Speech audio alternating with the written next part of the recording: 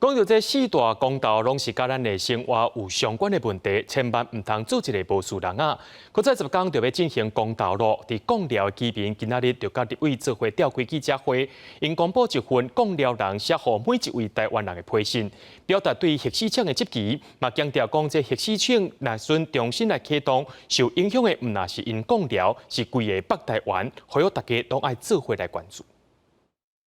终结核试，终结核试，最后一战，最后一战。看了在地居民甲立委画口号，表达反对核试的立场，嘛提出一封看了人写予每一位台湾人的批，讲核试若是重新启用，受到危害，毋但是看了，是规个台湾北部。日本这么先进的国家，都会发生福岛事件。日本承担起核岛事件，台湾承担得起吗？如果核试若是遐尼安全，如果经过所有的报告的人，核试若是遐尼会使发电的时阵，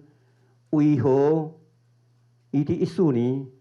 无爱发电、无爱启动呢？在地居民指出，为了表达立场，要邀请中科核试公道的提案人黄素修到看了行大一摆，听在地居民的心声。其实在地居民有支持，也有反对。核能留言中介者刚创办的没几年吧，我们就已经去了贡寮当地。那一次座谈会，还是有一些贡寮在地的居民留下来听我们讲完整场，到底核四这种电厂是不是安全的，相关的核废料要怎么处理。黄素修表示，看了居民对核试的看法本来就毋是干那一种，即期即摆是受到震动的影响。在地居民指出，公道毋来决定核试是毋是要启动，嘛决定台湾敢要走向非核家园，呼吁大家就爱来关注。记者郭伟流水台北报道。